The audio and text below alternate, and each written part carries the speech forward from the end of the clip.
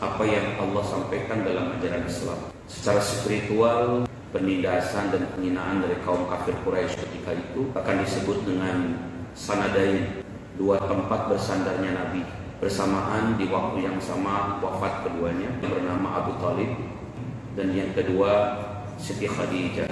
Ketidaktenangan Nabi ketika pulang ke rumah dengan mengisrafkan dan memi'rajkannya, yang hari ini yang peringati dan sering kita ambil spirit dan semangatnya. Kan solusi dan itu berlaku bagi kita sampai akhir zaman. Apa solusi itu? Adalah sholat. Langsung diperintahkan Allah tanpa melalui perantara malaikat apapun. Maka tidak ada ibadah yang menjadi hisab pertama bagaimana sholat-sholat kalian. Karena sholat merupakan tanda bukti yang paling konkret seorang hamba yang menghambakan dirinya kepada Allah. Ibadah yang paling melengkapi seluruhnya itu sholat. Untuk mengambil spirit daripada Isra Mi'raj tentang rukun sholat. Sebelum itu ada syarat sah sholat. 1. Syarat wajibnya sholat. 2. Syarat sahnya sholat. 3. Rukun sholat. 4. Sunnah sholat. Yang kelima, makruh, hal-hal yang dimakruhkan dalam sholat. Yang keenam, tambahan nanti tentang orang-orang yang sholatnya merugi. Hal-hal yang dimakruh, misalnya ketika sholatnya menjem, atau sholatnya diam, bacanya di hati itu makruh. Atau ketika sholatnya melihat ke langit-langit, atau ketika sholatnya banyak bergerak tangannya. Rukun sholat. Apa itu rukun? Bagian-bagian sholat yang menentukan sahnya sholat. Bagian-bagian sahnya sholat yang menentukan sahnya sholat. Bagian di luar sholat tapi menentukan sahnya sholat. Kalau syarat di luar bagian sholat tapi dia menentukan sahnya sholat. Suci dari hadas, itu namanya syarat sah sholat.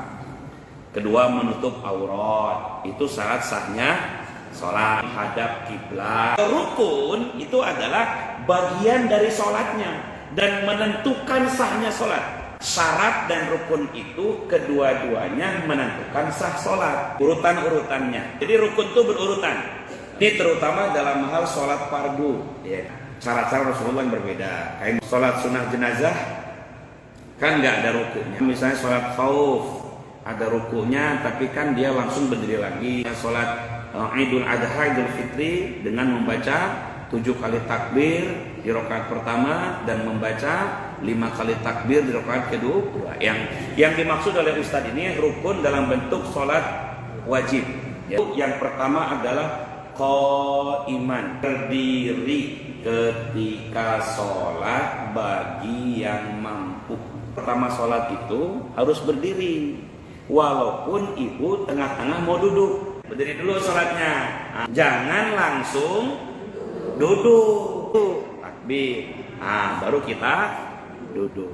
Yang memang mampu. Pun ini dikerjakan dalam suasana sholatnya normal. Apa hadisnya? Kata Nabi, sholli qa'iman fa in lam tastati' qa'idan fa in lam tastati' fa ala janbin. Kerjakanlah sholat dengan berdiri. Kalau tidak mampu silakan duduk. Kalau tidak mampu silakan berbaring. 238 wa qumu lillahi qanitin.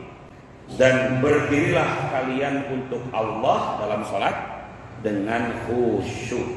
Yang kedua, niat. Niat itu adalah menghujamkan maksud dalam hati yang diucapkan dengan lisan.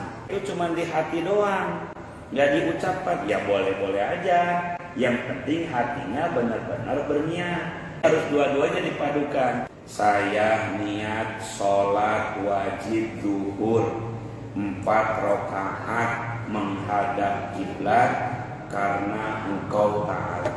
3. Rukun sholat takbiratul ihram. Sudah wudu jangan ditunda-tunda. Rasulullah sempat menyayangkan tuh sama sahabat yang sudah wudhu tapi nggak cepat-cepat sholat. Karena antara wudhu dengan sholat itu dua amalan yang berbeda.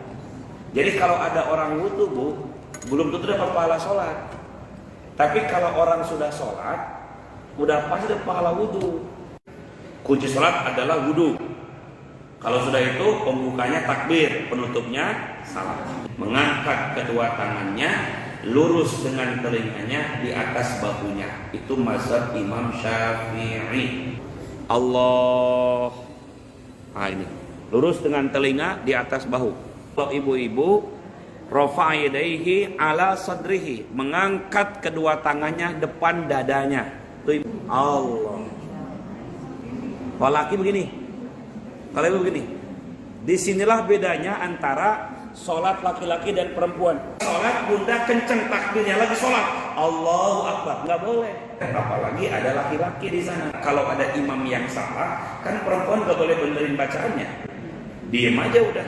Sampai kalau ada imam tuh salah ruku, salah sujud, perempuan bacain apa? Bertepuk tangan dia. Nggak boleh perempuan baca. Kenapa? Karena suara perempuan adalah jadi takbir itu angkat kedua tangannya dan dia lebih di dalam lagi perempuan, di depan dadanya mau baca Allahu Akbar. Allahu Akbar. Atau gini dulu, Allahu Akbar. Nah, ini banyak nih, Bun. Takbir pertama itu harus bersamaan dengan gerakannya. Termasuk juga takbir intikal. Apa intikal itu? Takbir perpindahan. Nah, tapi dalam riwayat, kalau takbir intikal boleh gerakan dulu, terutama bagi imam. Kenapa? Biar makmum tidak membersamai imam. Sebagian sunnah mengatakan imam boleh takbir gerakan dulu, nanti bacaannya pas di bawah, agar makmum tidak mendahului. Takbiratul ihram itu harus bersamaan. Allahu Akbar. Jadi bar itu sudah di tangan. Ibu pegang yang pergelangan tangan. Begini. Ya, sebagian mengatakan ulama jadi dua jarinya begini. Jadi bukan begini, Bu. Tapi dua jari begini. Yang keempat, rukun sholat adalah membaca surat Al-Fatihah. Iftitah sunnah. Yang rukun apa? Al-Fatihah. La sholata liman lam yaqra bi Fatihatil Kitab. Tidak sah sholatnya bagi orang yang tidak membaca Al-Fatihah. Bagi makmum yang berimam, imamnya zahar, maka dia tidak wajib baca karena dia sudah mendengar Al-Fatihah dari imam. Wa idza kabbaral imam fakabbaru wa idza qara'a fa'ansitu. Kalau imam takbir ikut takbir, kalau imam membaca fa'ansitu, diam dan dengarkan. Jangan tumpang tindih, imam baca kita baca lagi di belakang. Kan katanya berimam, imam itu yang diikuti, ikuti aja. Nah, kecuali kalau imam nggak baca atau ibu datang ketika imam sudah kelewat baca itu, batal sholatnya kalau nggak baca. Tapi kalau dari awal nggak dengar, udah dengerin aja imam. Nah, itu namanya mengikuti. Imam itu adalah yang diikuti, bukan dibersamai, apalagi sampai didahului. Imam lagi baca Al-Fatihah, kita duluan baca, nggak boleh. Karena ada Ustaz, kalau imam sudah waladhdallin amin, pas imam baca surah kita baca Al-Fatihah, itu agak keliru, ya kan? Walaupun dikasih dah sama imamnya, agak lama imam tuh waladhdallin amin, diem imam itu. Imam tuh diem bukan untuk ngasih kesempatan makmum baca Al-Fatihah, bukan. Imam tuh diem untuk tumaninah. Ya kan? Coba lihat ibu kalau dia haram-haram itu. Waladhdallin amin, langsung dia imam itu. Wadduha wal laili idza saja. Kenapa? Karena emang dari awal dia baca Al-Fatihah. Kecuali kalau makmum tidak mendengar, belakang dia nggak kedengar, nggak baca Al-Fatihah.